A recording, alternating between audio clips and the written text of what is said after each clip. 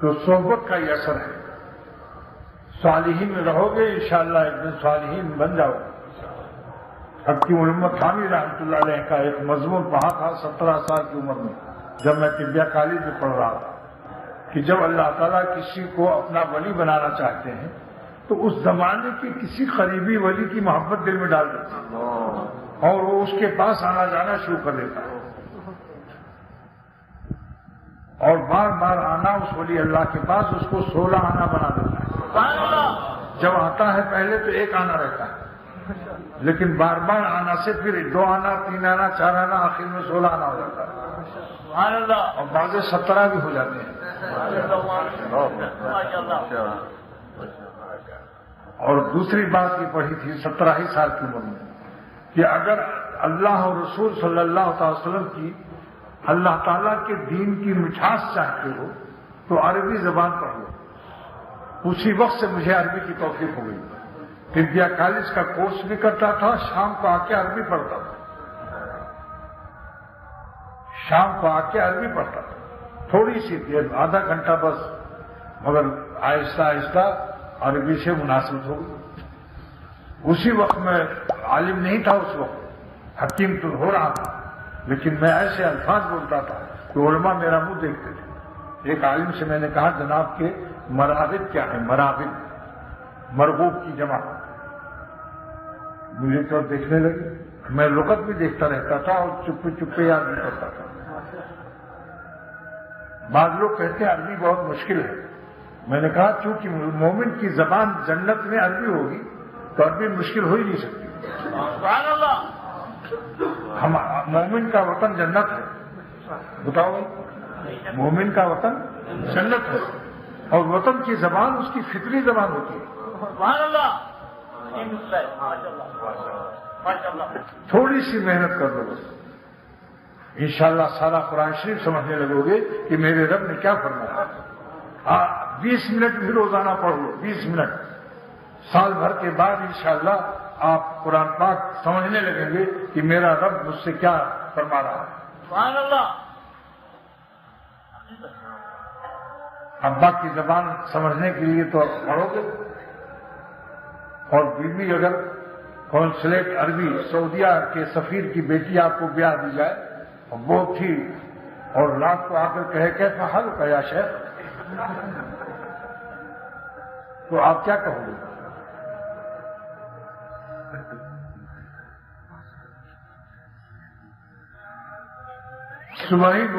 صبح قاعدہ عربی کا لے کر دوڑو گے پڑوس سے کسی مولوی کے پاس اور کچھ بسکٹ بھی لے جاؤ گے کچھ ہدیہ تحفہ بھی کیجیے کہیں انکار نہ کریں.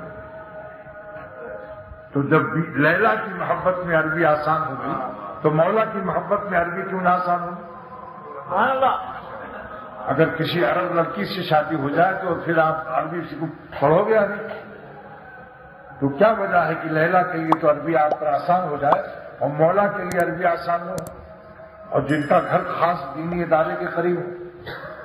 ایک مصدر بھی روز یاد کر لو ایک مصدر خالی جیسے اشرب پینا شارب مانے پینے والا مشروب مانے جو چیز پی جائے تو آپ 30 دن میں 30 مصدر یاد ہو جائیں گے. چلو 4 جمعہ نکال دو اب بھی 26 ہے. تو اللہ سبحانہ وتعالیٰ فرماتے ہیں کہ جس کی ہدایت کے 2 معنی ہیں راستہ دکھانا اور منزل تک پہنچا دینا. پہلا مفہوم کو عربی میں کہتے ہیں اراعۃ الطریق. راستہ دکھایا وہ ہے نیپا چورنگی. اراعۃ الطریق راستہ دکھانا منزل کو دکھانا وہ منزل ہے وہ فلاں صاحب کا گھر وہاں ہے سامنے دیکھو. یہ اس کا نام عربی میں کیا ہے؟ اراعۃ الطریق. اراعۃ الطریق اراعۃ مانے دکھانا رویت مانے دیکھنا اراعۃ مانے دکھانا راستے کو دکھا دینا. اور دوسرا مفہوم ہے منزل تک پہنچانا. اس کو عربی میں کہتے ہیں ایصال الی المطلوب. ایصال وصل سے ہے وصل کا باب فعل ہے.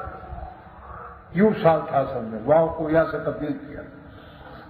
ایصال المطلوب منزل تک پہنچانا، تو مدرسہ ہم کو عالم منزل کرتا ہے، منزل کا علم دیتا ہے کہ مغرب کی 3 رکعت ہے اور فجر کی ایسے ہے اور فطرہ اتنا دینا چاہیے، زکوٰۃ اتنی ہے اور نماز اشراق کا یہ طریقہ ہے۔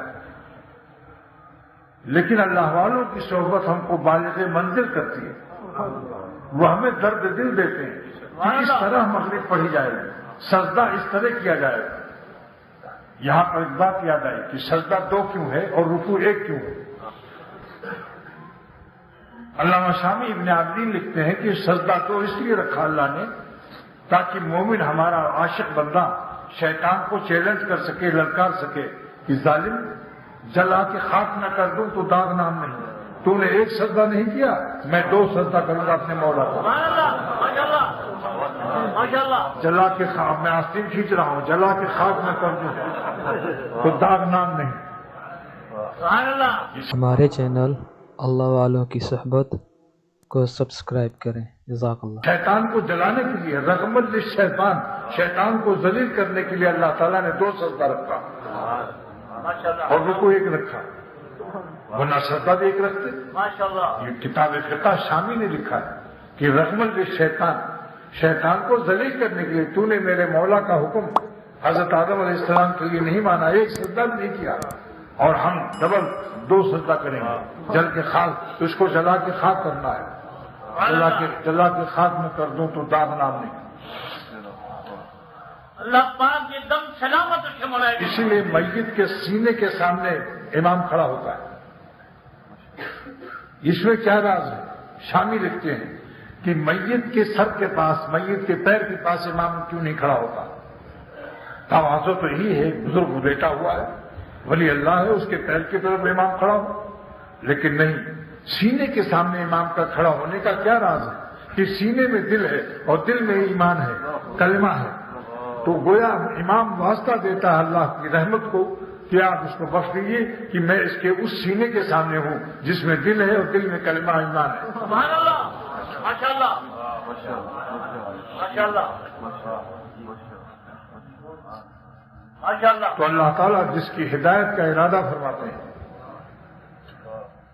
اگر اس سے خطا بھی ہوگی تب بھی وہ مراد رہے گا۔ بتا رہا ہوں کیوں؟ توفیق توبہ سے اپنا بچہ جب ہوتا ہے تو پیخانہ پھرتا ہے یا نہیں؟ تو ماں اس کو ٹانگ سے پکڑ کر گھما کر کے دیوار سے چھپکلی کی طرح چپکا دیتی ہے یا نہلا دھلا کر پھر پیار کرتی ہے۔ اللہ تعالیٰ جس کو اپنا مراد بناتا ہے، اپنا پیارا بناتا ہے، اگر ان سے خطا بھی ہو جائے گی فتاب اللہ علیہم لیتوبوا، صحابہ پیارے تھے، اللہ پاک فرماتے ہیں کہ ہم نے ان کو توفیق توبہ دیتے ہیں آسمان سے تاکہ زمین پر توبہ کر لیں، لیتوبوا علی الارض، یہ اللہ کی پیار کی علامت ہے۔ مفسرین ترجمہ اس کا لکھتے ہیں فتاب اللہ علیہم، اللہ تعالیٰ نے ان پر توجہ مہربانی فرمائی، تو معلوم ہے جس کو توفیق توبہ نصیب ہو یہ اللہ کی مہربانی، خدا پاک کی رحمت کی علامت ہے۔ سبحان اللہ۔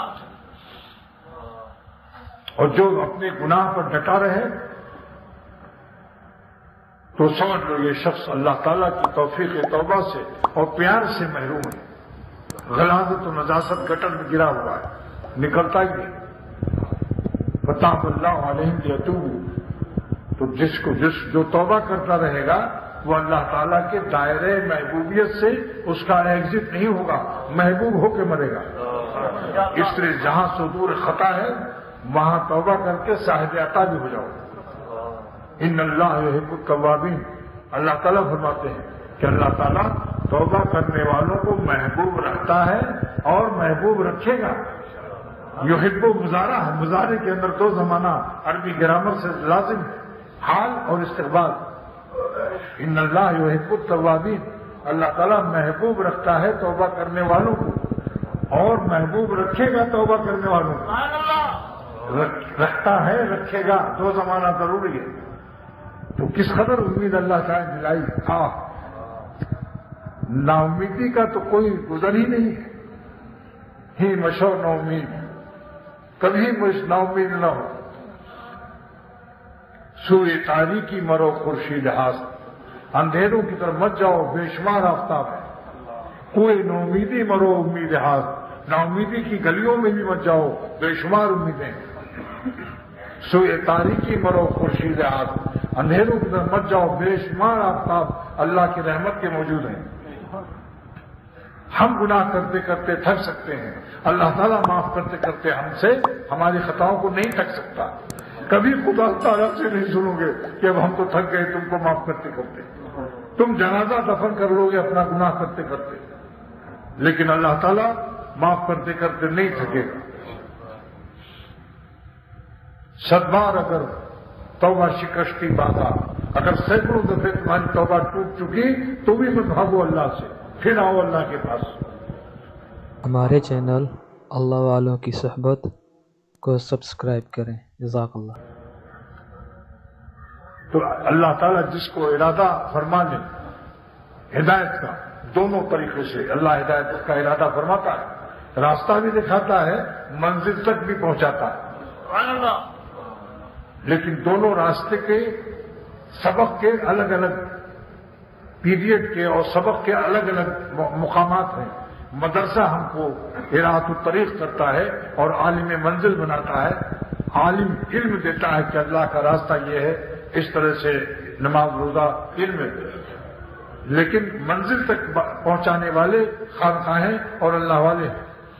جو خود منزل تک پہنچے نہیں ہیں وہ ہمیں منزل تک کیسے پہنچا سکتے ہیں؟ جو خود منزل تک نہیں پہنچے ہوئے ہیں. حقیق امت میں رحمۃ اللہ علیہ تھانوی حضرت ہمارے دادا پیر فرماتے ہیں کہ ایک شخص جس نے حج نہیں کیا ہے وہ جغرافیے میں جو پڑھا رہا ہے کعبہ شریف اور جدہ کیسے اترتے ہیں، کعبہ شریف کا یوں طواف، مینا، مزدلفہ، عرفات میں یوں کیا جاتا ہے، اور اس نے حج نہیں کیا، اس کی تقریر کو نوٹ کر لو. پھر اس حاجی کی اس پروفیسر کے پاس جاؤ جس نے حج کیا ہو، آپ کو زمین و آسمان کا فرق معلوم ہوگا، کیونکہ یہ بالغ منزل ہو چکا ہے، یہ کعبہ دیکھ چکا ہے، مینا، عرفات، مزدلفہ جا چکا ہے. تو جو اللہ تک نہیں پہنچے ہوئے ہیں ان سے علم منزل حاصل کر لو، مگر منزل تک پہنچنا ہے تو جو منزل تک پہنچ چکے ہیں ان کی صحبت میں رہو. سبحان اللہ. اب آپ کو فرق کیسے معلوم ہوگا؟ انشاءاللہ تعالیٰ آپ ان کی گفتگو سے سمجھ آئیں گے کہ یہ شخص حج کر چکا ہے. اس کی لد و لہجے سے، اس کی گفتگو کی شیرینی سے، اس کے درد دل سے، اس کی کیفیت عاشقانہ سے آپ سمجھ جائیں گے کہ یہ طواف کا مزہ لوٹ چکا ہے. ماشاءاللہ. ایک وہ شخص جس نے کبھی کباب نہ کھایا وہ کباب کی تعریف کر رہا، اور ایک وہ جس نے کباب کھایا ہو، دونوں میں کیا فرق ہوگا؟ جس نے کبھی نہیں کھایا وہ تقریر کرے گا کباب کی، خوبیاں بیان کرے گا، مگر اس کے منہ میں پانی نہیں آئے گا. سبحان اللہ. ماشاءاللہ. ماشاءاللہ. بتاؤ. اور جو چٹپٹے کباب اڑا چکا ہے جب وہ تقریر کرے گا تو اس درمیان میں پانی بھی آتا رہے گا اور رومال سے پانی پوچھتا بھی رہے گا، جیسے میں پوچھ رہا ہوں. یہ فرق ہے. میرے شیخ جب اللہ کا نام لیتے تھے ابتدائی تقریر میں آنسو نکل کر یہاں ٹھہر جاتا تھا، اور وہ 1 گھنٹے تک تقریر ہو مگر وہ آنسو اپنی سیٹ نہیں چھوڑتا تھا، وہیں جمع رہتا تھا. سبحان اللہ. ان کی ابتدا ہم کو ہماری انتہا بھی نہیں پا سکتی، اور اس آنسو نے اپنی جگہ بنا لی تھی. ہم غور سے دیکھتے تھے آنسو چمک رہا ہے مگر نیچے نہیں گر رہا ہے. یہ اللہ تعالیٰ کے راہ کے آنسو ہیں جو خود رہنما ہوتے ہیں. خدا کے راستے کے آنسو، اللہ کی محبت کے آنسو، اللہ کے خوف کے آنسو، یہ خود پیر و مرشد ہوتے ہیں، یہ رہنمائے منزل ہوتے ہیں. شاعر کہتا ہے تاب نظر نہیں تھی کسی شیخ و شاب کو، تاب نظر نہیں تھی کسی شیخ و شاب کو، شیخ مانے بڈھا، شاب مانے جوان. تاب نظر نہیں تھی کسی شیخ و شاب کی، ان کی جھلک بھی تھی میری چشمے پرآب میں. تاب نظر نہیں تھی کسی شیخ و شاب میں، تاب نظر نہیں تھی کسی شیخ و شاب میں، ان کی جھلک بھی تھی میری چشمے پرآب میں. یعنی اللہ کی محبت سے جو میرے آنسو آنکھوں میں تھے اس میں اللہ تعالیٰ کی تجلی بھی تھی. اس لیے کوئی جوان و بڈھا اس کی تاب نہیں لا سکتا. تو اللہ تعالیٰ جب ارادہ فرماتے ہیں آپ سب اس کی دعا کرو کہ اللہ تعالیٰ ہم سب کی ہدایت کا، ہدایت طریق کا بھی، ایصال المطلوب کا بھی، علم منزل کا بھی اور بلوغ منزل کا بھی آپ ارادہ فرما لیں تو اللہ تعالیٰ خود آپ کو ولی عطا کرے گا، اللہ تعالیٰ خود مرشد دے گا، مرشد آپ کے گھر پر ہی پہنچ سکتا ہے۔ یہ بھی بتا رہا ہوں جب اللہ تعالیٰ کسی کو اپنا مراد بناتا ہے تو راہبر خود دے دیتا ہے۔